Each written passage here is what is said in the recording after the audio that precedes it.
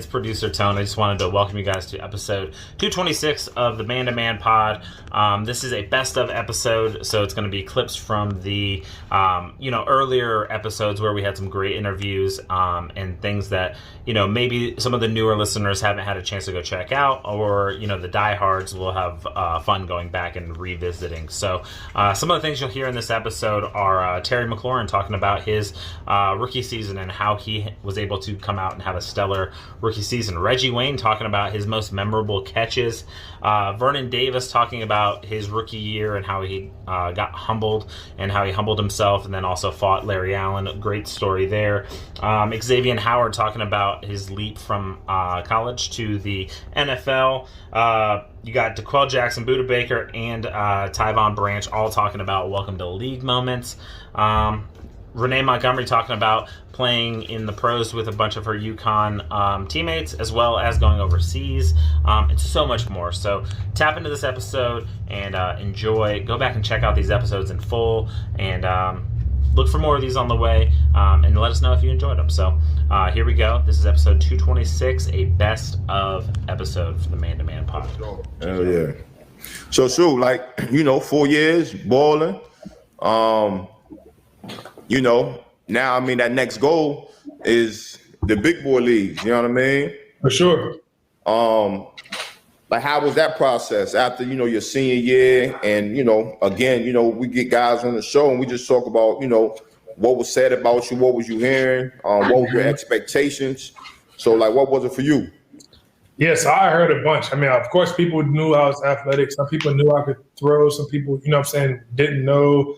The numbers and stuff proved that, of course, I could throw. I was accurate, took care of the football, definitely could use my legs, escape the pocket, do whatever. The trend of the NFL wasn't necessarily at that point.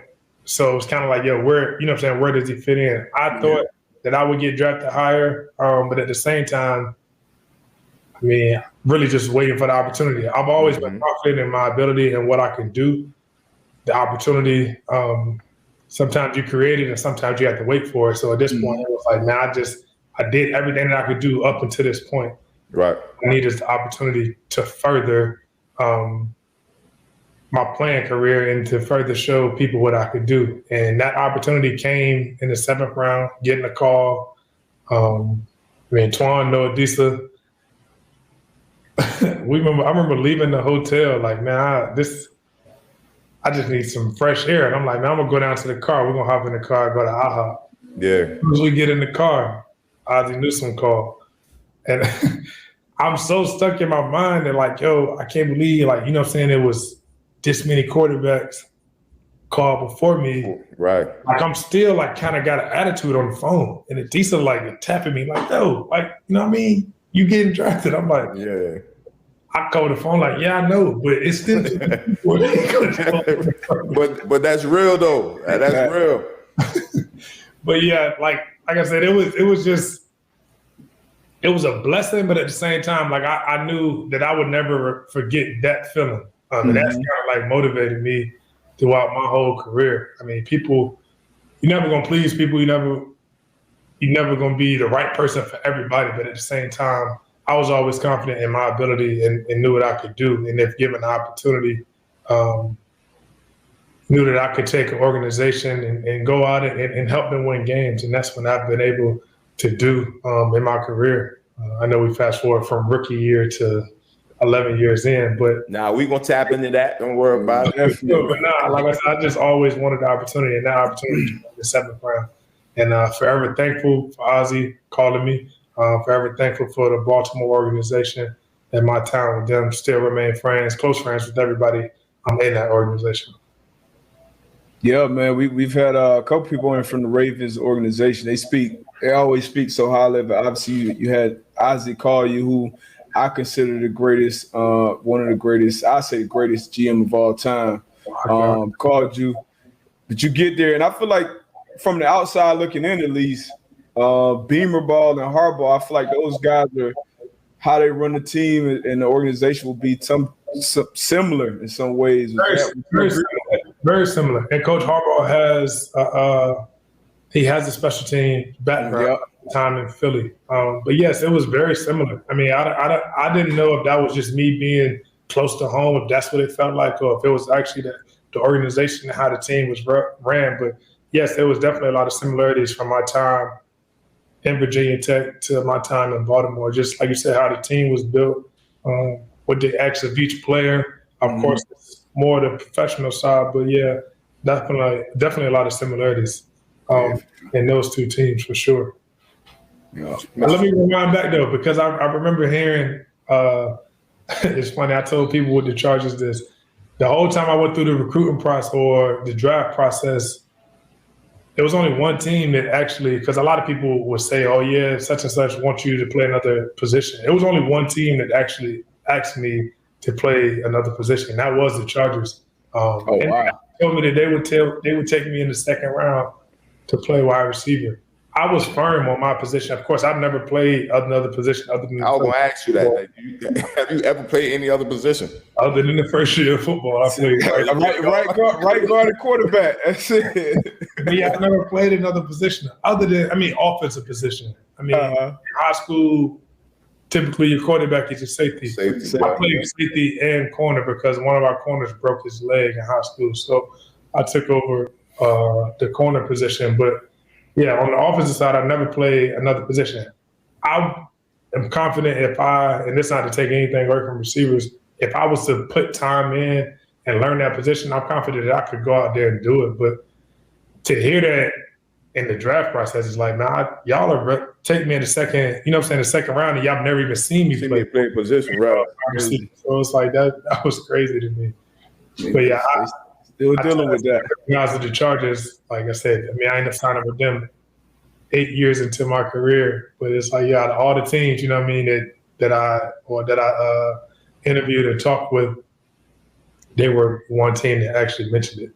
And in the draft process, the only team that I didn't talk to was Baltimore, and that's the drafted me. Wow, the only team. Yeah, that's crazy. Yeah, we had so obviously you had a standout standout rookie year and played well early out the gate, and we had Plaxico Burress who came on a few episodes ago, and he was talking about just how hard that transition was for him and how he had to learn how to beat man coverage and create separation, down after down after down.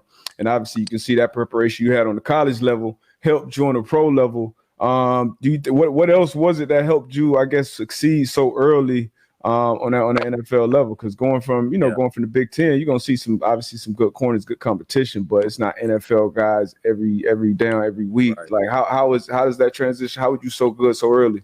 Well, I appreciate that first of all, but I think Ohio State prepared me, but even the top schools can't prepare you for the NFL. Yeah. Now it's like high school to college. Now from college, those were all Americans. Those are all top dudes on their teams and in the country. So you got to be able to excel at what you do well.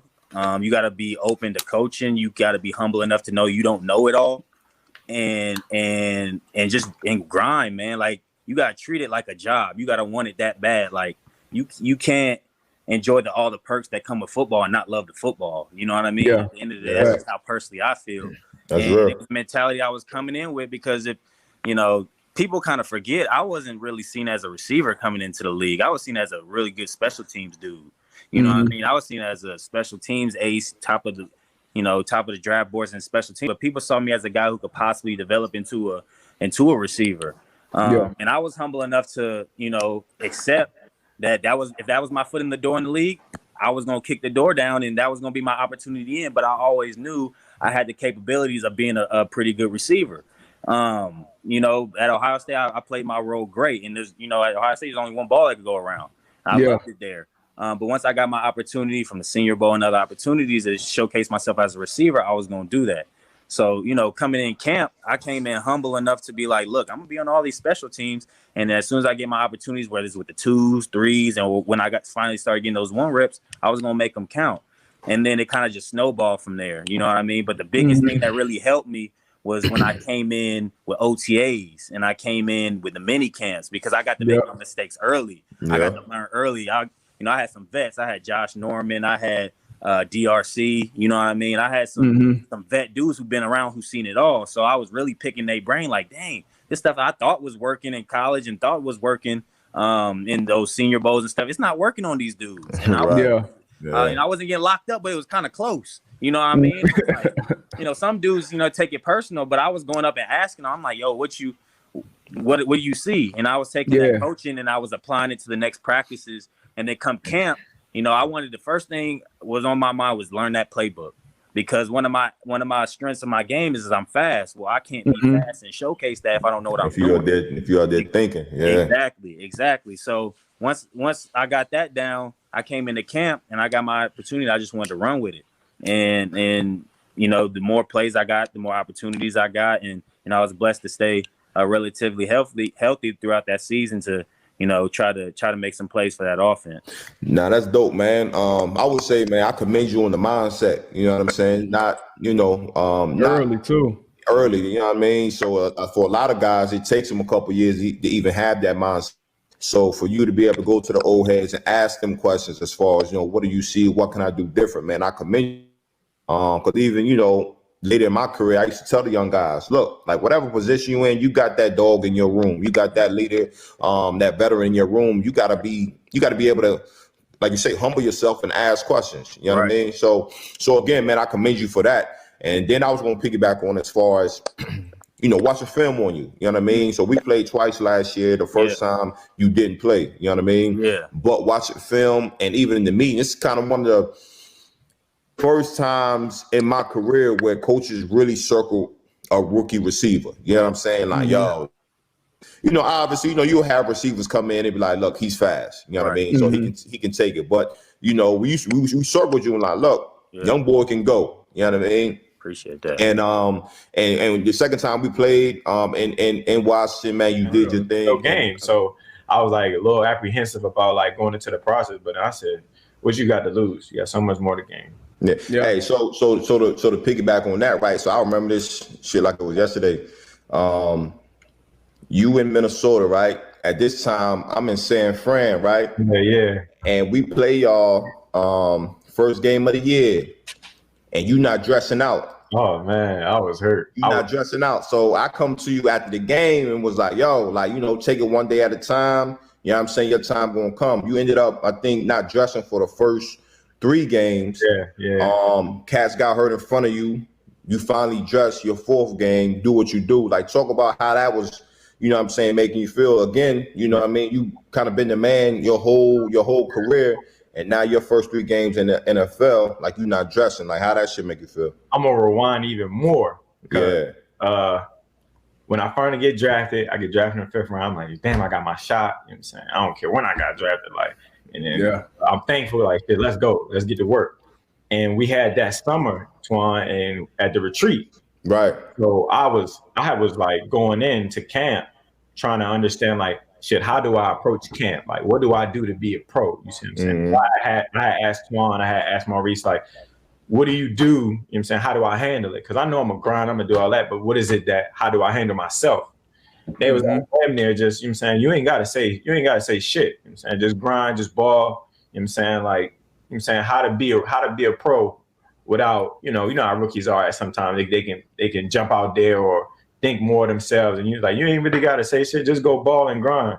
And that's why I really took that and kind of translated to my camp experience. You know what I'm saying? I took the shit that they told me and was like this, all right, I'm going to listen. These niggas been there, they had success. You know what I'm saying? I'm on as a man, as a player. You know what I'm saying? I'm going to take what they say and run with it. So I had a good camp. I thought I had a good camp. We had preseason. I had a couple returns. You know what I'm saying? I had some success at receiver. I was like, shit, like, I got a chance. Like, you know what I'm saying? I can at least go in there, run somebody off or something like that, run over. The first game come around. This shocked me too. So I'm dressed, I'm ready to go. We traveling. It's my first time traveling. I'm excited. I get to my locker. I joke all the time with young players. I get to my locker. I see sweatpants and a hoodie. And coming there, they take your jersey off the shoulder pad. I said, where my I ain't got no equipment. I don't got no equipment in my locker. And they was like, yeah, you're not gonna be active this game. And I said, what is that? What is not active? Right. And they was like, yeah, you just gonna be shut down this week. Like, you might be up for next week. And I was like, all right, so I'm sick. I'm sick. Like, you can see it in my face. I'm sick. Yeah. I see Twan them warming up. I think they had on their black uniforms. They had on black. Yeah, we had all black. We had on white, and I was like, damn, they looking icy. I'm like, shit, I'm on the sideline. I'm like, damn, this shit do not feel good. I had sunflower seeds and some Gatorade. I always say this to my young man. I had the sunflower seeds. I was like, this shit, that is a good play. You might got Cold that wet, dog. It's humbling. Like, it had my humble pie again. Mm-hmm. And I had it with the draft stuff, getting Johnson in the 5th round. I had plenty of guys going in front of me that I felt like, you know what I'm saying, I never say a guy didn't deserve it, but I felt like I was just as good. You know what I'm saying? I could have went. So I had my another slice of humble pie, and it went for another game, and it went for another game. And this is how I know.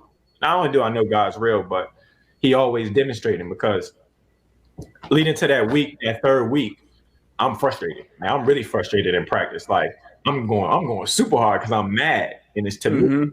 I haven't demonstrated enough that I'm ready to play. Mm-hmm. Now I'm gonna show you. You know what I'm saying? Every rep. And I was going against, back then it was Terrence Newman, it was Captain Munnerlin, we had Xavier Rhodes, and I was like this. I don't give a fuck who in front of me. You know what I'm saying? These motherfuckers play me. Everybody gotta get it. So I was having success in practice, and I was really just going super hard, and I didn't know no other way. And then that Friday of the last day, you know, Friday's like you don't be doing too much. I was going hard. Like I was still like, nah, man, fuck that. Y'all got I don't care what day of the week it is. And they was like, this youngin', like you just gotta chill. Yeah, chill, cuz Friday. Right. So I was just like this. I was like this, man. I ain't chilling for shit. That's nothing to do with me. So I was like, in that moment, I got so frustrated. I remember that day. I was so frustrated that they was telling me to chill, because I'm like this, man.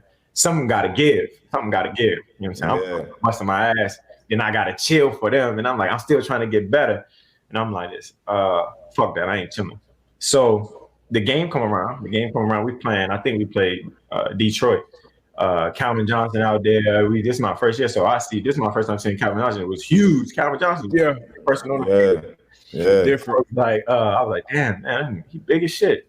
So the game going on, and one of the guys break his hand, and then another guy break his rib, like fracture the rib. So it's 2 guys down. Mm-hmm. That would mean that next week I'm up regardless on how you just. That's how I know, like, God meant for that. I don't never want nothing bad to happen to anyone, but they both got hurt. And what's the chances they both get hurt? One guy get hurt, you know, they both got hurt, and I'm up to play. So it was definitely like that. I just remember being so frustrated that Friday, that Saturday, like, shit, I ain't playing. Like, I'm still on the pine. Like, no way. My turn. So I got my opportunity, and I told myself, as soon as it happened, I was like, damn, God's for real, because I was just frustrated in the month. I'm mad. And I said, they let me in between them lines. If they let me in between them lines, I ain't gonna come out. I ain't coming out myself. That's real. And that shit tough, man. I consult with some younger guys now. You know, we watch film, we talk about the game, and some guys are in different positions. Some guys are starters, big contracts. Some people on P squad trying to get called up, and that's tough as a football player, because you always had you gotta have the utmost confidence in yourself. Yeah, you always feel like you're ready, but you know you can still get down in the dumps, start losing your confidence, start questioning yourself, like, damn, am I good enough? Am I supposed to be on the thing? You know what I'm saying? These coaches, like, maybe I see myself different than these coaches and these players see me. So it's really important for athletes and just people in general, just try to keep yourself in that right mental space, man. Positive self-talk. And for y'all that don't know, in the league, it's 53 on the active roster. But I think, 47 dress up, 46? Yeah, 47 or 47. Yeah. 40, so 47 on game day dressed up, and depending on, you know, what you're doing on special teams or what you're doing in this role, you know, these guys will be up, or if it's injuries at another position, somebody else may need to be up. So you kind of, a handful of guys probably don't really know if they're going to be up or down going into that game. So that shit could definitely be stressful. And like you said, y'all know, because y'all put so much time in this shit, y'all know what it's like. And to imagine giving it everything you got, and it ain't enough. It ain't enough. I had an old coach, and for you to find out, like, you go in the field, you pregame, you warm up, like everything, like, and you know what I'm saying, and you coming in, it's like D-Bus said, they taking that jersey off that tape and them shoulder pads. I remember the first time that shit happened, I got benched my second year. and they did me like that one game. And I'm like, I came in my first year. I started out the gate, starting playing. I'd be in and out the lineup, but I was always playing. I was always up. It was never even a question. Yeah. So I come in there like the same thing. I'm like, but it happened your first game. So imagine this happening like game probably like 20 something at this point. And they like, I'm like, yeah, I was trying. Oh man, y'all got me. They had my locker in a whole different place. I'm like, oh, y'all got me fucked up. You going to see a locker where Joe normally be somebody else's name up there. Me and Chung and rookies at that point. We had this is my second year, but I was always next to Chung. Yeah, and I'm like, I'm thinking like, damn, I'm about to be out of here. Got you rooming with somebody. Yeah, that shit real, man. I was over there by the doctors. They put 2 people in the ones that you're not playing. Yeah. 2 sets of sweatpants. Yeah, you got a roommate. Especially if you're on the road. Yes. Y'all be next to each other. I'm like that. In the corner somewhere. You gotta pull your chair out in the middle of the floor so you can have some room and shit. Hot too. So you get your shot. So this rookie year, this what? Game 5, you said? Game 4. We're playing Denver Broncos. Game 4, and okay. How that first game go? So up to that point, we wasn't having too much success throwing the ball. Shit, it was be the first game we really had to throw the ball. Like we played a couple teams that we didn't really have to throw the ball, but Denver was a team. They won a Super Bowl that year. They had lights out defense. Malik Jackson up front, DeMarcus Ware, Von Miller, and Shane Ray. Then they had the linebackers. They had Akeem Talib in the back and Chris Harris in the back end. T.J. Ward and boys. They was nice. They had that figured out on defense. So I got my shot, but it just happened that I get my shot against the team that ended up winning the Super Bowl, which is best defense. So I'm like, I don't care who it is out there. I don't give a fuck if they put anybody out there. I got to do them. So, and it was my way of telling myself, shit, if you ready, we about to see if you ready or not. Facts. Like you say you ready. So I ended up having like 8 catches for like 80-something yards. But at that point, it would be the most any receiver had that year, you know what I'm saying, on our team, any receiving wise. So and Adam Thielen had played. This was one of his first games up. You know what I'm saying? Okay. He played special teams and stuff, but being a receiver, like, you know what I'm saying, out there running routes and getting open. So he had like 80 yards, and then Mike Wallace had like 70 yards in the touch. So it was spinning. Like we had some success when we lost. We ended up losing on the last drive of the game, strip sack, Von Miller. So it was a tight game, but shit, I was thinking throughout the game, I was like, shit, I kind of had an okay game, I think. So I had 2 fumbles and I got them both back. You know how in practice, nobody ain't knocking out. Right. Yeah. So it's like I'm out there lackadaisical with the rock, and they smack. They come at it every play. I got them back. I got them both back though, thankfully, and they didn't cost my team. So I ended up playing that week. The next game come around, I get to start that game again. I think I had 8 yards, and then I kind of slowly just took over the position, and they kind of just they didn't give me the job. I earned the job. Yeah. When I had the most success of the receivers, and I was kind of eating. So just being a rookie and kind of like having that success and having some lows and going against the best DBs. And then I got a Hall of Famer in my backfield that want the rock as well. You know what I'm saying? Because at that point, AP first year back. Yeah. He was a handful. So kind of just learning and having those highs and lows in that roller coaster that rookie year really kind of propelled me. No, go ahead. No, I was about to go to the kind of the draft, that process. Right. Now I was gonna say you played 2 years, 2-time, with all Big Ten. So you jumped on the stage, did your thing, and we can kind of just roll into what what D Buck was going to mention as far as just the whole draft process, like how that go for you. What was they saying? Like, what other receivers was coming out that year? Yeah, I still had one more year left. I had one more year left. And I had to make a decision based off of I solely just made the decision based off of how my mom was living at the time. I mean, I would have liked to stay because I wanted to do things like go to the Rose Bowl, be a Heisman, candidate. I was upset that I had lost the Bolitnikov that year to it was me, Peter Ward, and my boy from Stanford, we both lost to him, so I was upset about that. And so I wanted to come back, and I played my last game. We played against Florida on the Citrus Bowl, and I ended up, killing that 13, 185, and 3. It's the craziest thing. I ended with what I started with. Like I was about to say, the same spring game to your last game. That's wild. The same exact numbers. So I picked up the phone and I'm like, yo, I'm just gonna go pro. And my mom was like, baby, you don't gotta do this for me. I'm gonna be all right. I'm like, no, it's the right thing to do. My mom and my brothers had already got evicted out of where they was living at. So my mom was living with my grandma in Pecan Gardens. And like my mom did, she was living with her mom, you know what I mean? And, in a bad situation.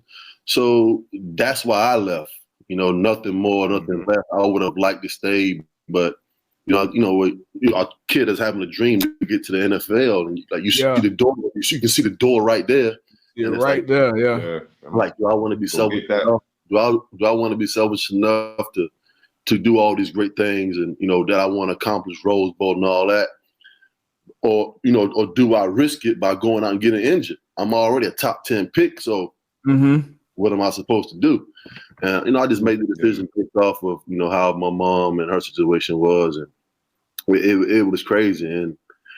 And I thought I was the best receiver in the draft that year, but Peter Ward was a dog in college, man. Yeah, he was a national treasure, man. I mean, down here where I'm from, down in South Florida. But I want to go back. I want to go back a little bit though, because I don't think that's really spoke on or talked about enough. I know it's talked about, but as far as like real life experience. So when you are that player, that's all. Because I went far from home from college. I'm from South Florida. I went up to UConn, so I was far from home. But I didn't have a situation at home where I felt the pressure, the stress, like, oh man, I'm leaving, mom Duke's out to dry, or I'm far away from home chasing my dream, but my family at home, in a certain situation that they want to get out of. Like mom and dad together, they was holding it down, whatever. So I didn't feel that pressure. So for you who kind of felt that pressure, even while you was playing, how does that affect, I guess, your psyche and what's going on as the person, as the man, and as the athlete?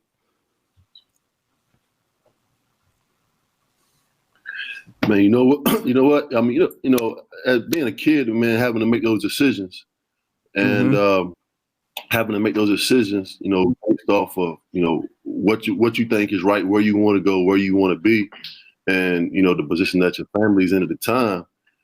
When I got to Michigan, and like it was my first game of the year, and it never really crossed my mind. It did, and I was like, yo. I'm like, my mom would never be able to see me play because of how far I am. And, my mom had never been on a plane, and she was 40 some years old at the time.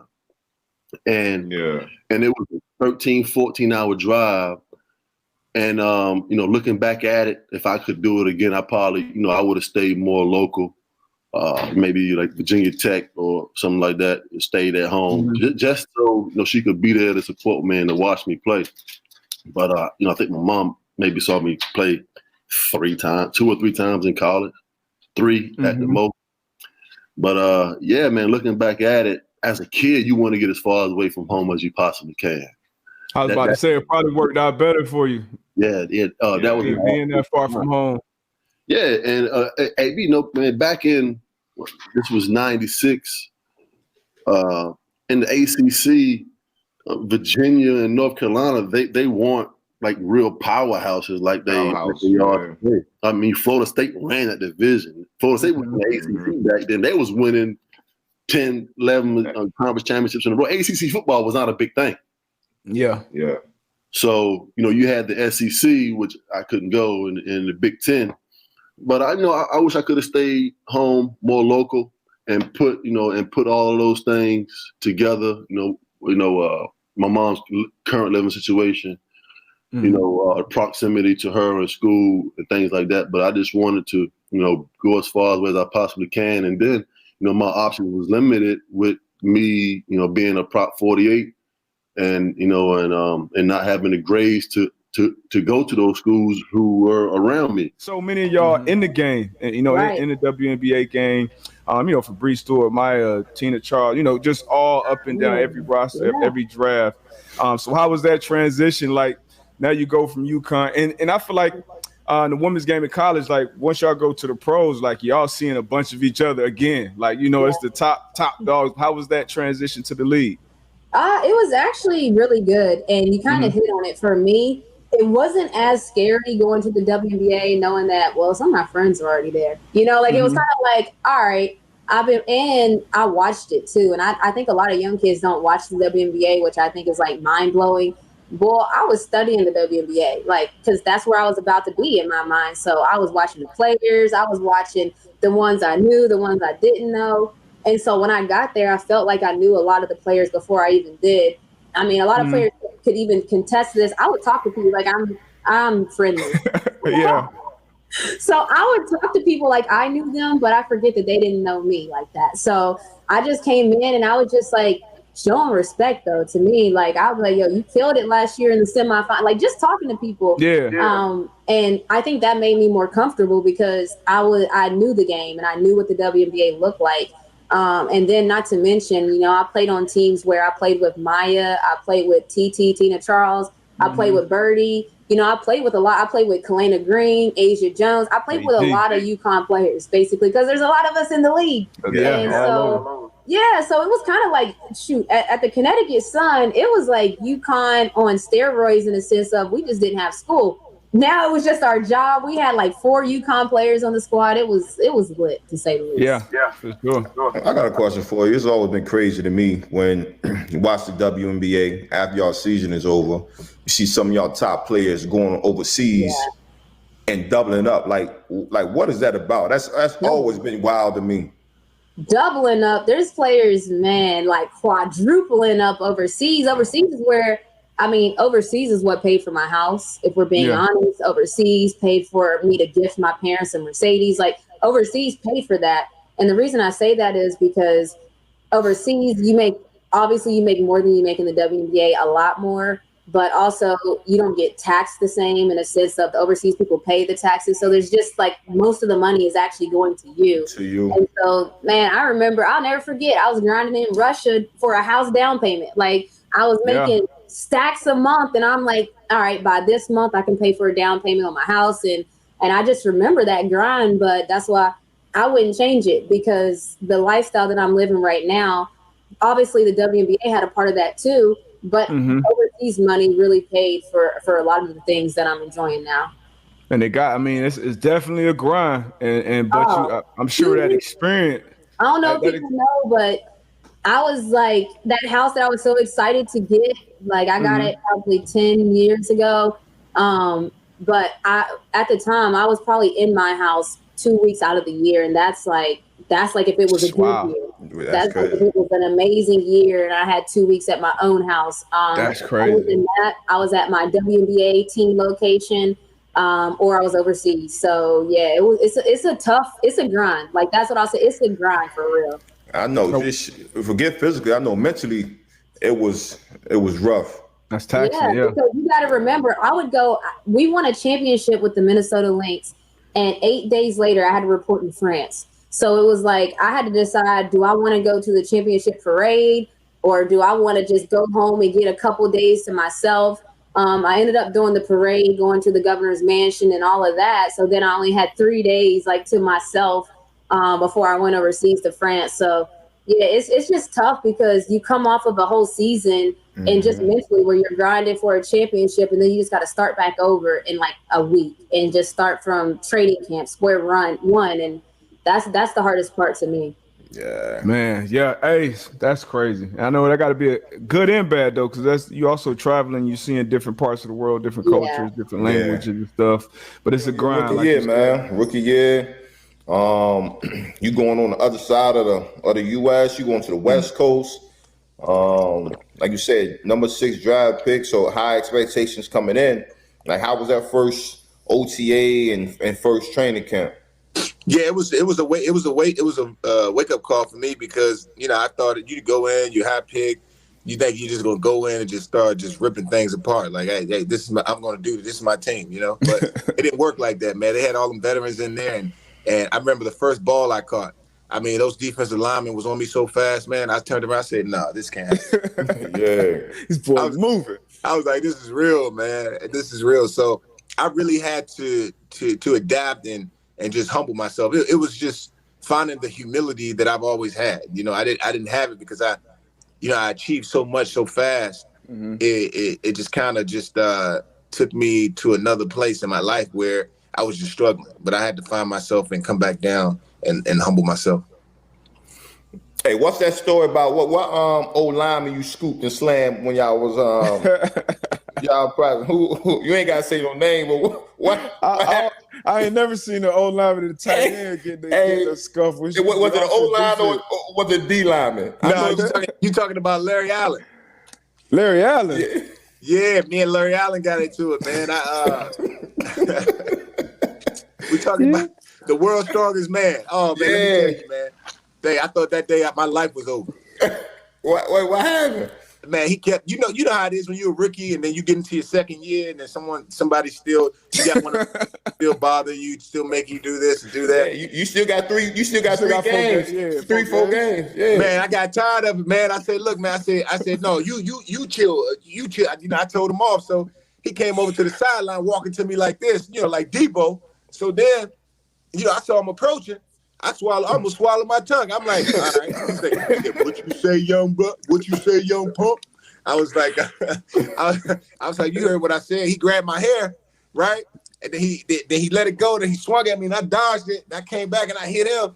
And then we start scuffling. Everybody ran over there, man. I was so thankful they ran over there because he's about to kill me, man. Man, what was Larry at? About 350 at that time? Yeah, he's about 350. He probably lift the house. I mean, I don't know how I got grown man strength.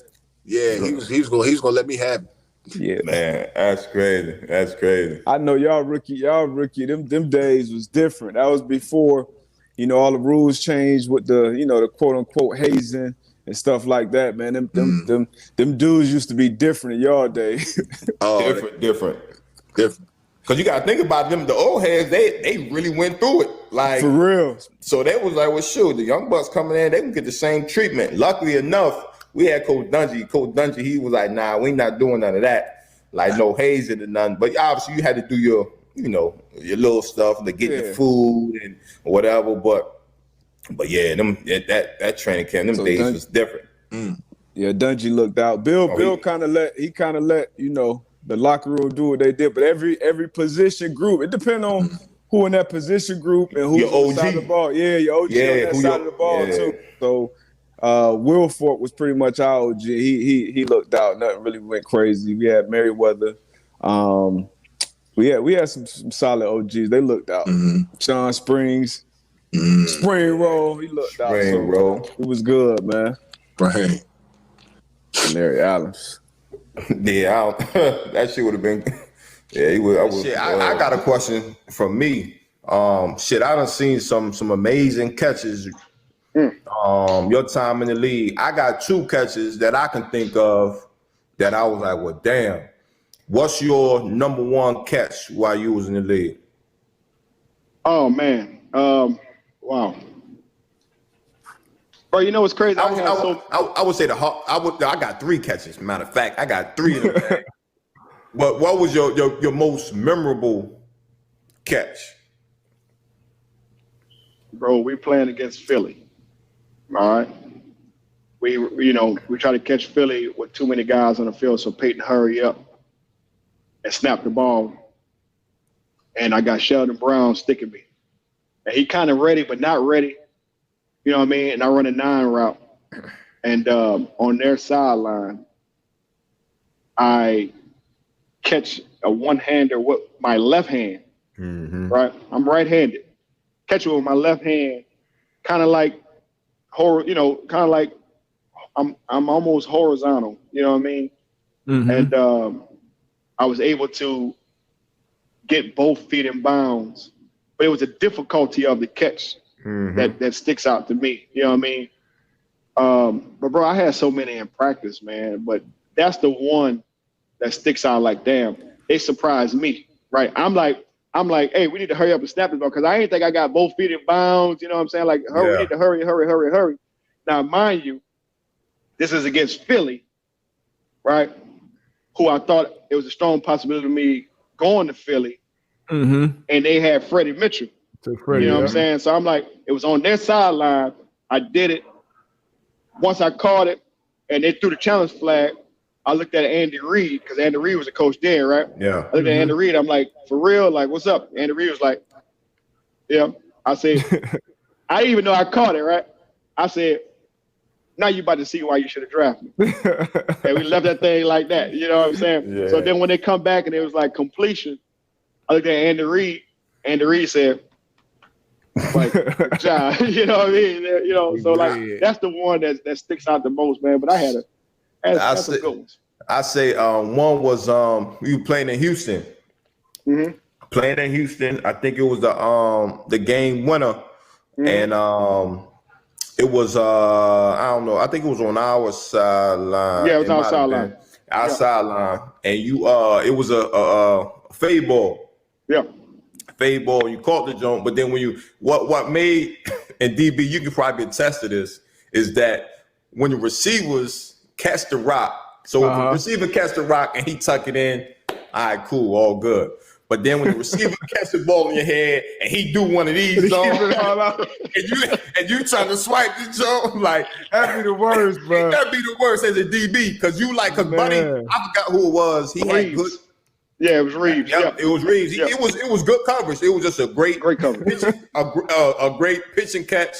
And we had the joint like this and fell out of it. And it was a game winner too. So it was like that was one of them joints was like, damn, like bro. But it's like this, right? So like talking to y'all, like I was mentioning earlier, and going against D Butt every damn day, right?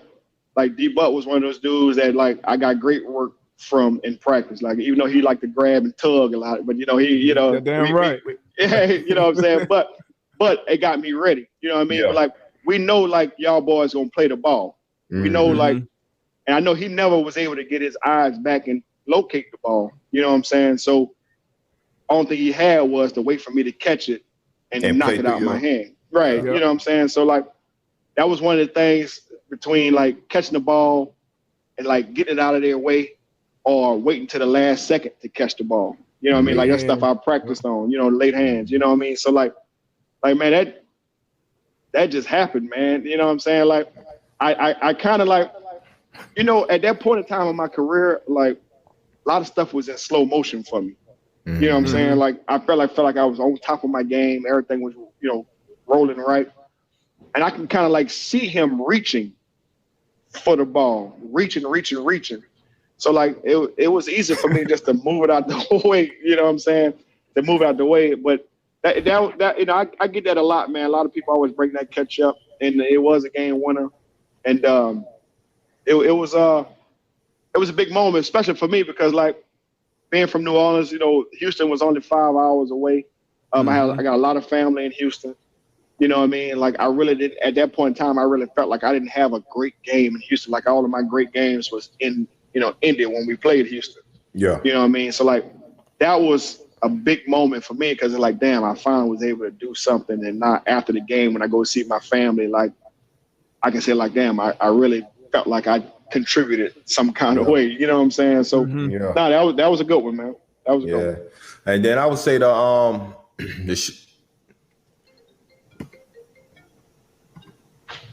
damn, my fault. The junk on Seawood, and then the slant route against New England.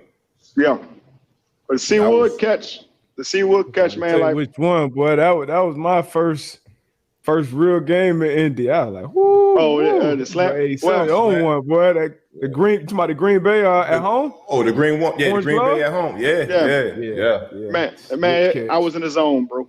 I was about to say, I was a which catch. I don't even know which catch you talk about in that one. There was a lot of them. Man, like I was in the zone, man. And then that was like, once again, I went up against Seawood quite a few times. And I really felt like after them games, I didn't win. You know what I'm saying? Like I really felt like he got the best of me. You know what I mean? And then we know like that game, that was all, that was about Chuck Pagano, who was diagnosed with leukemia and all that stuff. So like Chuck Pagano was one of my coaches in college. So at that point in time, I knew Chuck for 16 years. You know what I'm saying? So like that was personal to me. Like I was like a family member that got sick, that got ill, that I wish I could do something to help. You know what I mean? Yep. So man, that game, we was down like 21-3. Bruce Arians was our coach at the time, filling in for Chuck. And then, I say, hey, Bruce, I'm ready, man. And he challenged us. Yeah, he challenged us earlier that week, right? What he called them? What he called the five stars? Yeah, 5 stars got to be 5 stars. Exactly. Yeah. He put their 5 stars up, right? And then he put who he thought our 5 stars. Like, all right, can our 5 stars beat their 5 stars? So like me, I took that as a challenge. You know what I'm saying? Like, man, it's like, once again, like everything was in slow motion, man. Like it didn't matter who was on me. That ball just seemed like it was like me catching a beach ball. Like it was, it was coming easy to me, man. So like that's by far my funnest game. Yeah. You know what I mean? It's my career game. You know what I'm saying? It was a fun game, man. And then at the end of the day, ended up catching the winning touchdown to seal the game. And I ended up taking them orange gloves. Because at that time everybody was wearing, the pink gloves for breast cancer. So I reached out to some teams, and the Miami Dolphins sent me some orange gloves. And orange gloves represents leukemia. So, after that game, gave the gloves to Chuck, and we talk about it all the time. That's what's up, man. Hold on, I lost you. That's what's up. Should be bigger than ball, man. I remember that moment like it was yesterday, though. There we go. Shit, that whole joke got me Chuck Strong. My shit ain't grow back when we say it. Shit ain't never come back. Thursday night football, we played Jacksonville. That was my first start. Bro. Hey, everybody ain't never come back. Everybody cut their hair for Chuck. Man, I was cool. I was already bald by that time. You know what I'm saying? Hey, Tone, please, Tone, make sure you put that picture up there when you click this up. I want that picture. Hey, Twan sit up there and said, man, like, hey, Twan, what's up? Like, hey, man, my Chuck ain't growing back to right now. Hey, so it's funny you bring it up. So that's how I ended up bald, right? So 2006, right? 2006, I was my first year in the Pro Bowl. Yeah. And stayed out there all week. Went to Hawaii, fresh. You know what I'm saying? So I sit up there. I was like, all right. Pro Bowl came and went, and I ended up staying in Hawaii for another week. So I'm like, cool. Went Walmart, got some little clippers or whatever. You know what I'm saying? And I sit up there and said, man, I'm gonna go bald. Don't nobody know me over here. Yeah, I'm going to Maui, right? I'm going to Maui. Yeah. Don't nobody know me over here, man. I cut my hair off, man, bald head, right? And then I sit up there, and I was like, by the time I get back, home, I'll be back to the number one. You know what I'm saying? Right. Wait, but what was the process going into it? Because this question was asked in this pod before we had Mike Adams on here.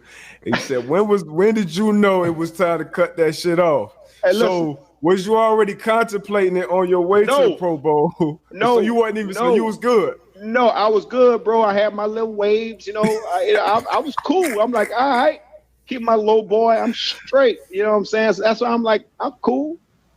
Man, I cut my hair. Went to Walmart, right, in Hawaii. Got some little cheap clippers. Cut my hair off in Maui, chilling, having fun, relaxing. First time in Hawaii. Just thinking about, man, damn, like how fun the Pro Bowl was. It's my first Pro Bowl. And I sit up there, and my hair was growing back. I'm like, shit, a little funny.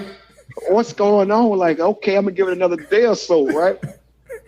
Man, I said, damn, I'm starting to look like Jerry Rice, bro. My hairline started way back here. I was like, oh man. I say, I gotta go bald. I can't go back looking like this. Hey. Man, I had to cut my hair off again, bro. I've been bald since 06, man. Hey, that'll do it. That'll do it. That'll do it. Hey, so if you whoever out there, if you're hanging on, boy, you better keep hanging on. Better keep hanging on. Hey, that's the wrong time to experiment when you hanging on. Like. That process was crazy too, because you go to the combine, you have all these meetings with the teams and stuff like that. Mm-hmm. But they're like, yeah, what you think you gonna run in the 40 or whatever like that? I'm like, man, I'm gonna run the 4.25, man. Every single coach laughed at me, man. They ain't believe it or whatever. So when I went and ran under the 4.25, they was like, wow. You know what I'm saying? So it was crazy. Nah, that's dope. That's dope. So shit, you run the 4.24. You know, I remember watching that. The that's all everybody was talking about. So you get drafted by the Tennessee Titans. Mm-hmm. At the time, Vince Young was your quarterback. Yeah. Like how was that process going into that organization, and what they was building out there? Because shoot, y'all had some vets out there. I know the boy David Thornton was out there. Shout out to DT. I think y'all had Chris Hope out there. Hope, Keith Bullard, Corlin Finnegan was out there. So y'all had like some staple names there, some veteran leadership or whatever. So as a young guy coming into the building, like how was that walking into the building? Man, it was crazy because like we had Albert Hainsworth too, Javon Kirk. Yeah. So like it was crazy because those are guys who I watched coming up. You know what I'm saying? I'm in college, high school. These guys in the league already. So I'm watching these guys, and then I'm coming to this team. And not only that, when I was in college, we watching Vince Young, Lindell White, these guys at Texas and USC. So I get to this organization, I see all these guys. So I'm like, I ain't gonna lie, I'm starstruck. I'm coming from East Carolina to where, guys from here really don't go to the league or get drafted or whatever like that. So I'm starstruck. I'm like, dang, or whatever. Yeah. But when I got into it, like when I got there, that kind of just made me like, I'm like, man, I can't come out here and not be one of the best ones. Like I'm trying to compete and show them like I'm really the real deal. It don't matter if they ain't go to the big school and stuff like that. I gotta show these guys I'm the real deal. You know what I'm saying? What kind of helped me with that, like my offense coordinator, Mike Heimerdinger, rest in peace to him, but he had so much belief in me. Like when he first called me and he like, yeah, they saying that you're gonna be a third down back, but I'm telling everybody you're gonna be an every down back or whatever. Mm-hmm. I got all trust in you, I believe in you, this and that. So by him calling me in, telling me that, and me seeing all these guys and I gotta compete. Know what I'm saying? Like I just felt like I couldn't let myself down, let coach down. Seattle, obviously Seattle be playing tonight. Got Russell Wilson playing there. But how was, you played 10 years there, had a lot of success there, obviously far away from your, I'm assuming where your family was on the East Coast. How was that out there in Seattle, man? And then finding now you go from almost being a fly on the wall for most of the time in the meet room, and now you're the guy. How was that transition, the pressure, just everything? Yeah, I wasn't ready for it. Shoot, like there's one thing to like be a quarterback in the NFL, then it's a whole nother deal to like be the guy for a franchise. Yeah. I had no idea. Like I had seen Brett Favre play through injuries, so I was like, oh, cool. I know I got to play through injuries. What I didn't really respect enough, it wasn't that he was playing through injuries. He was playing at an incredibly high level through injuries, and like that was a lesson to learn. I needed to learn a lot of lessons, quite honestly. But I got out there. Seattle at that time was a little like being in the witness protection program. Like Green Bay felt like the other game was a nationally televised. That's fact. Every game, and I got out there, and it was like we had no Monday nights, we had no Sunday. It was just like it was actually we were building a new stadium. That first year we were in Husky Stadium where UW plays. Mm-hmm.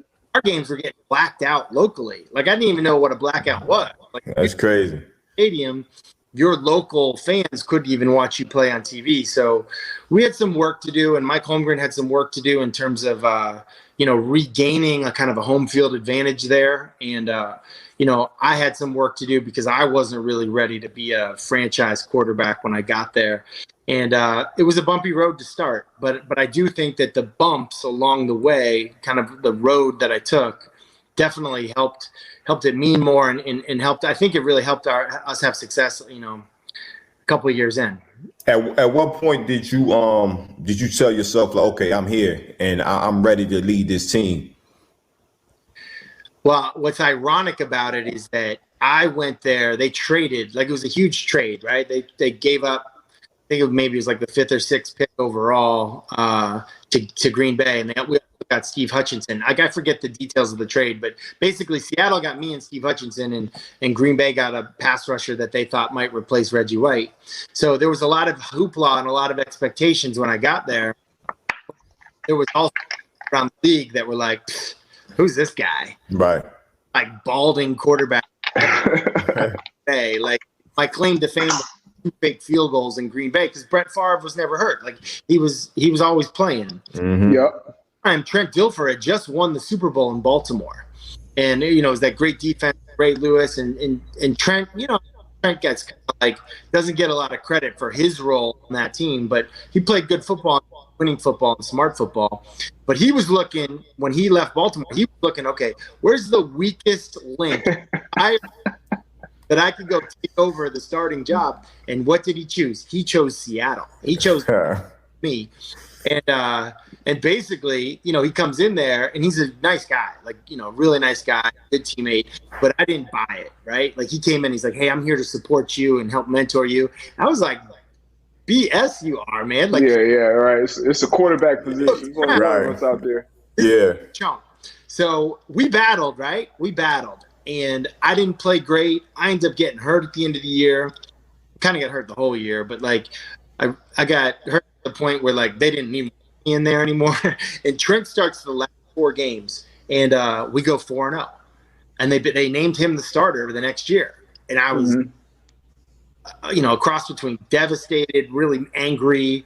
But I had a choice to make, right? And my choice was, all right, you know what? My teammates are checking out how I handle this, right? And for every guy in this locker room has been benched at some point. I'm going to handle this in a way that I would be proud of later. And so basically what happened was Trent became the starter, and in the game where Emmitt Smith breaks the rushing record, Trent Dilfer tears his Achilles, and I have to come back in and, basically lead us to victory. And we did. And we did because I was ready this time. I wasn't ready. I had in my head what it meant to be a franchise quarterback, and it was a little bit skewed. It was a little bit about car deals and commercials, and you have the offense, they're gonna, want you to. It wasn't about that. It wasn't about that at all. And what I learned when I got benched and I watched Trent play, it was about football. It was about listening. It was about taking constructive criticism from a coach who's F-bombing you to death, but you're hearing what he's really saying. It's about helping the offensive line be successful with your tempo and mixing up your cadence. It's about not only spending time with your wide receivers to get on the same page, but it's maybe even going to the secondary and talking to the veteran safeties. Hey, what do you notice in my game? I can remember John Randall, one of our defensive linemen, one of our leaders on our team, and say, hey, it's thing that I'm doing that you think I can improve at. And he gave me a little, and it's so I was ready the second time around, but unfortunately for me, it took me basically losing my job and having to kind of go through a tough time, and then just, sort of luckily getting an opportunity again when Trent went out, and I was ready the second time around, and we played really well on offense, but I was not ready the first time. But hell yeah. So you say you waited till your redshirt sophomore year to play. Now for a lot of people, I know that's a long time. My redshirt freshman, I felt like that was forever. So once you got on that field, at what point did you know, all right, this league shit, I'm good, I'm ready for this? For the college or for yeah, I'm saying when did you really start to know? Okay, I'm ready. I can make that jump to the league. I'm feeling myself on this college level. I'm dominant. I'm doing this. I'm doing that. Like when did you, I guess, really have that? I feel like we always got something that clicks where it's like, all right, like I know what time it is. Yeah, I say when I came in the game probably my redshirt freshman year, I say, and I end up catching an interception against a team, Buffalo. That's when they had back during that time. They was nice. They came down in players. And I had an older guy in front of me. So in my head, I'm like, bro, I did better than the old guy. They end up playing better than him, but they end up he bring him back in, as a senior and stuff like that. And I guess they just want me to just take his position like that because, he had a dream to go to the NFL also. Though. But I say my sophomore year, I end up that was really beginning of my season of just like, damn, I can play in the college level right now, and I'm doing decent. So then my redshirt junior year, I had 5 interceptions. I'm like, bro, they not about to throw the ball no more next year. This stuff get easy. I'm like, man, I'm about to go ahead and burn out. Even though Baylor wasn't known for cornerbacks coming out, they was known for receivers going first round and stuff like that. Yeah.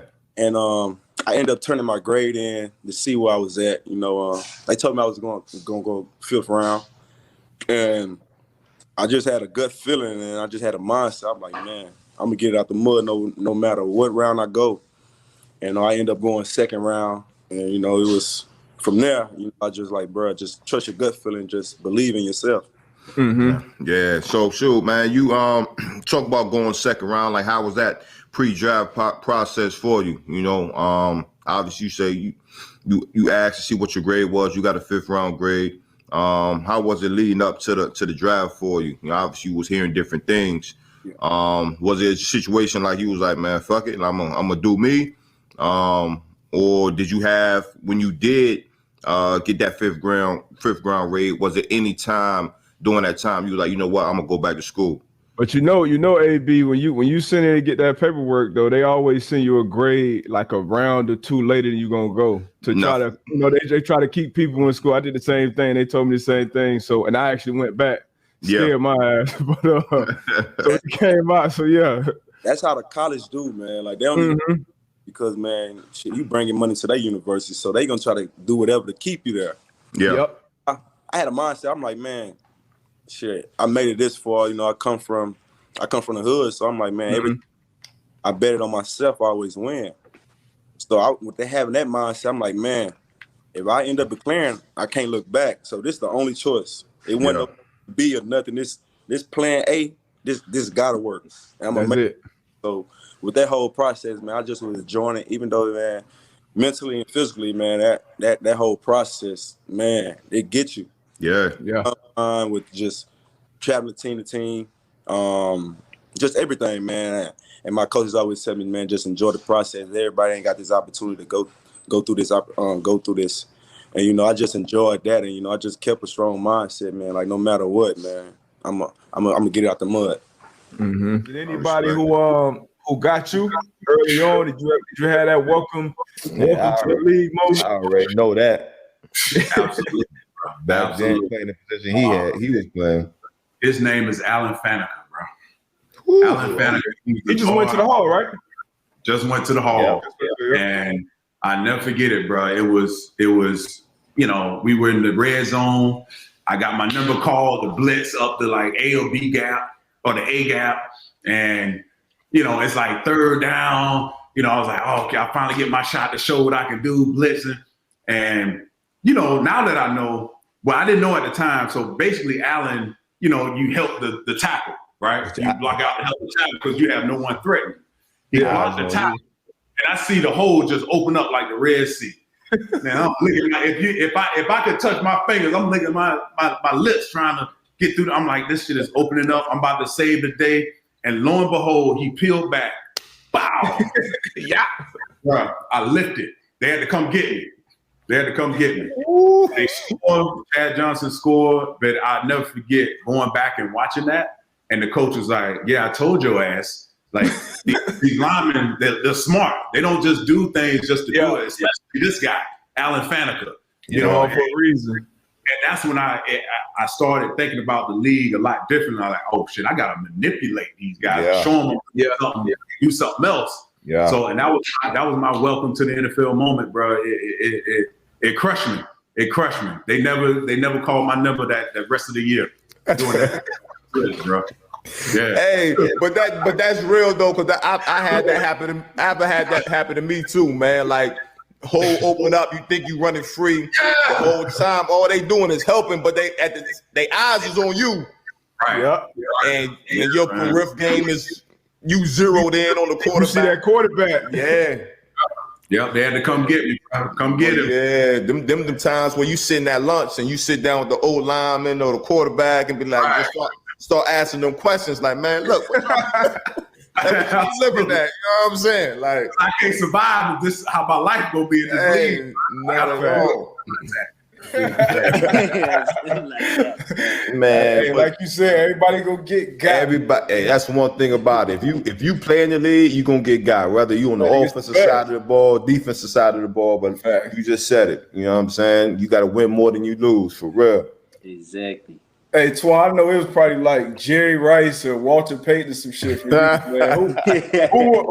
Who hit you in the league was like that welcome to the league moment? Who was that cat for you? You know what? My rookie year though.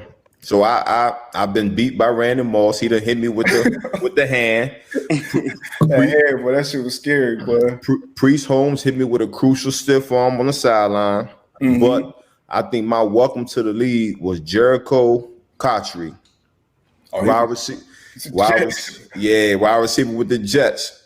It was kind of one of them things. I'm playing free safety, and he ran a crossing route, and I tried to get him at the pylon, and he stiffed on me and took me in the end zone with him. So, like I said, it's one of them things. Yeah. Hey man, my welcome to the league was. You know, you was my rookie year. You were on the Cardinals defense playing free safety, and shoot, I came in at the time. It was AB, it was Tyvon Branch, and Tyrann Mathieu, and those were the three. And I was just little bro trying to learn and doing the best I can on special teams at the time, and that's how it was. But then I got a nice little third down package. I was excited for, was able to be in on third down. All right. So get in on third down versus Philly Eagles. Third and 17. 17. They're 17. You remember the play, Twan? Yeah. Man, hey, coach called zero coverage. We got out the huddle. That's a fine. We got out the huddle. I'm like, hey, what do I do? Like, I got this receiver at 3. I already know I don't know. I'm thinking sticks. So it was Aguilar. That was I'm just 3rd and 17. I'm gonna sit at the sticks and just backpedal, or not backpedal, kind of scoot. Just bounce, yeah. Until the blitz gets there. Zero coverage. He should not have time. Got to come out. That was my fault. Exactly. So shoot, hike the ball. I'm counting my head. 1 Mississippi, 2. I see it. It's like slow motion. He's running at me. 3 Mississippi. I'm like, oh man, the rush is not there for me. Now I'm trying. Now I'm in chase mode. Had to catch up to him. Hit me with like I don't know what he kind of spinned on me. Was gone. I was on the ground and he was gone. And one of the worst things he did too was he did the Deshaun Jackson. He backpedaled in the end zone and backpedaled. Yeah, like did a fall back into the end zone and the Philly crowd. This was in Philly too. I was in Philly crowd. Y'all know about the Philly crowd too. And they were crazy. But it was crazy though, because I was I blitzed on that play. And one of my D linemen ran. Oh man. Ran he rushed. It was the wrong route. You know what I'm saying? Wrong rush path. Wrong rush path. We tripped, we fell. Left my man out the drive. Out there looking like the Keystone Cops. He left him on the drive. But the funny part though, we got back to the sideline and let the coaches have it. What the that's what. Hey, I might have to check. Yeah, 30-17. But it was crazy because after that, that's exactly what we was doing. Check now. That had to be Batch. Who was that? Batch? Who was the D coordinator over there calling that bullshit? That had to be Batch. That sounded like some shit he'd do. We ain't calling no names. I'm gonna look it up. I'm gonna call we ain't calling no names out here. But I remember that just like it was yesterday. Mm-hmm. Betch, man, that's my guy, man. Betch my guy. But Betch. But yeah, man, that's what's up, man. What was mine? Who got me? LaDainian Thomas got me. Wow, right now, New York Jets, LaDainian too. He still had it. LT still had it. Met me right in the hole. Kept it moving. The next day in the weight room, strength coach like, yo, was they able to the equipment guys able to take care of that? I'm like, what you talking about? You talking about the cleat marks up your the numbers of your jersey. He caught me bad, but he ran over you like that?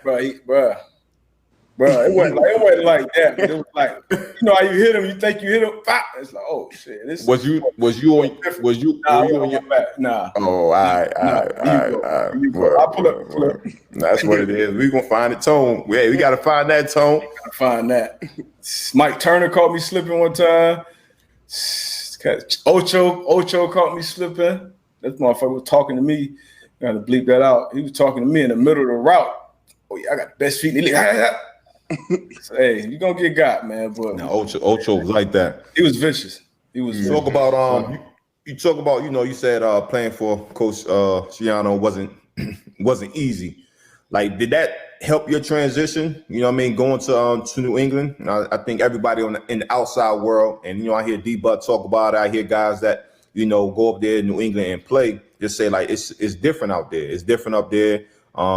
They tap into you mentally, they tap into you physically. So coming from Rutgers, going to New England, you think that prepared you for that? Definitely. Like at Rutgers, we did so many things that had nothing to do with football that at the time you'd be pissed about it. Like, bro, why the hell are we doing this? This has nothing to do with wins and losses. And then you get to New England. Like for me, it was easier. Like playing for Bill was easier than playing for Schiano. Like, we used to have to, you get in stretch lines, your toes have to be all the way up to the white line, but not touching the white line, not too much. So, like, you get out there and mentally, like, it's taxing. Like, you always thinking about that. Yeah. Like, New England, and we got our first meeting at 8 o'clock, and everybody's sitting in the locker room. It's 7:58, and I'm looking like, yo, bro, y'all not going in the meeting? Everybody, it's 59. Everybody starts screaming, 1 minute, and then everybody start walking in the meeting room, and I'm like, oh, this kind of chill around here. Like people, and Bill's all into football now, mentally and physically. When it comes to football, he gonna tax you. Like training gonna be hard. All of that stuff's gonna be hard. But other than that, like he's not one of those coaches that when you get in the building, you only can wear New England stuff. Like it's kind of laid back from that standpoint. He wants the players to have some type of ownership in the calls and all of that. But the football and getting prepared is definitely tough. And honestly, I don't know what it is, anywhere else, but I've just seen guys come in and out, and different guys have had different perspectives depending on where you've played before. Yeah, for sure. It's definitely different, and I feel like Bill, he attacks it more. He got a lot of military stuff, I would say, within his with his approach to the game and just the preparation, the over preparation. And I can remember vividly, we had somebody. I want to say it was Taekwon. He had signed to the squad, and we had went out to eat. Me, you, and a couple other guys, and we were just kind of prepping him for what he was getting into. And he was like, "Man, hey, one thing about it, when you run out that tunnel on Sunday, like you feel like you're gonna win. You feel like you're the best prepared team. You're gonna be the best conditioned team. So it's kind of all worth it in the end when it comes to football. But and it's funny you say that because even not to interrupt you, but even go ahead, bro. A guy like Aqib Talib comes to the team, and like when we trade for him, everybody's like, "Oh, that's not gonna work." And then he comes in, and he thought it was the greatest thing ever. Like he came in there, and if you talk to Lee, he got that crazy little voice. He like, "Hey man, like I'm complaining about like this the best ever," because he felt like he had never played on a team where like everybody's attention was to winning. Like everybody cared about winning. Like. He was like, yeah, you practice hard, but it all makes up for it when you get a chance to go out there on Sunday and win. And I remember for me, like I think that was like year 5 or 6. And I'm like, dang, maybe this thing ain't as bad as I think. Maybe other places. But like then we get some guys that come in there and they're like, bro, this is brutal. Like I can't be here. It don't work for me. And I think that's what it is. Like New England is definitely not for everybody. And I think it's easier coming in as a rookie than being a vet and being because you get used to it. Like every team does something different. And then I think depending on what's happening in your career, like if you are a guy that hasn't won and you come and you're winning, you're like, bro, whatever it takes to win. But if you're a guy, you know what I mean, like you got playing in Indy, you with Dungy, y'all winning, like you're like, bro, there's another way to win. Like we don't have to do it this way. So it's definitely a different place. It's very unique because, like you said, Bill is a unique guy, bro. Like he's different guy to talk to. Like he has this mystique to him. But I think once you're there for a while, you kind of get to be a part of it and you have different conversations with people and you understand more of why the team has been good for so long. Nah, that's real though, because I kind of got it on the other end, whereas, you know, being in Indy first and then going elsewhere and like shit not moving how I'm used to seeing it move, like doing like, you know, a daily process like throughout the week. I'm like, bro, like this, like y'all not doing it right. Not saying it got to be the Colts way, but it's like, yo, I've seen it the way it's supposed to look. Level football. Exactly. Now, you know what I'm saying? And not to knock anybody else or any other organization or whatever I've been with, but it was just like, you know, coming from that and seeing that from, like you said, your rookie year on throughout, you know, my first half of my career. So I definitely get you on that point. Yeah, and for a lot of guys, for athletes, for people in general, I think it's harder to deal with success sometimes than failure because you get complacent. And you came in, like you said, I'm sure you had a chip on your shoulder. You heard you weren't a popular first-round pick, but you came in, you had a Pro Bowl year as a rookie, as a cornerback position, which is very, very, very tough to do. I want to say you had like 7, 8 interceptions, something crazy like that. So that should be funny. But what was like, we talked about, I want to know what your moment when you, and it's gonna be backtracking a little bit, but when you like feel like, okay, like I'm here, like this me, like when was that moment? Because like I said, you were a very, and even in your last year, 10th year, I felt like that was probably one of your best years of your career when you was healthy, you was out there with AZ. But when was that moment when you got to the league? I think we all had it. Was like, okay, I'm here, I belong here. I don't know, man. I'm trying to think of that. You know, that twilight moment where it just all took for me. But I think I just got more and more comfortable with each snap I got in the league. You know what I mean? It wasn't like one moment where I was like, all right, yeah, I'm that dude. Like, you know what I mean? Like, I never had that moment. So I think it was just what really was like my moment where I was like, man, I'm really in the league. Like, is it really – like, we playing against the Niners, and Randy Moss is out there. He was probably only out there for 10 minutes, but he happened to be there when I was playing against him. Yeah. And I was like, wow, that's really Randy Moss right there. Like, that was like my moment, like, where I was like, all right, yeah, I'm in the league. Sure. To piggyback on that, we me and D-Buck, we was kind of talking about your welcome to the league moment where, you know, you either got truck, you got stiffed arm, Moss. What was that moment for you? I was running down on punt. We was playing the Jets. I'm running down on punt, and D-Buck can tell you I was like all-world gunner in college, right? Facts. So I'm running down on punt. I got it all lined up. I seen. So I'm bending the corner. You know how you beat the anti-vice. So I'm bending the corner, bro. Somebody came. To this day, I still don't know who did it. Bro, I got blindsided. And like, it was one of them hits where like the back of my neck and my shoulder pads hit the ground first. And I got up and I remember like the stadium was like vibrating, bro. And I was just looking around. I'm like, oh. Trying to look around like who did it. Like, trying to figure out who did it. And to this day, I still don't know who hit me, man. Still don't know. Get the I'm CD. still trying to find it. Hey, give me that CD, man. Let me get the special teams cut up. What the hell hit me like that? Man, people don't understand the.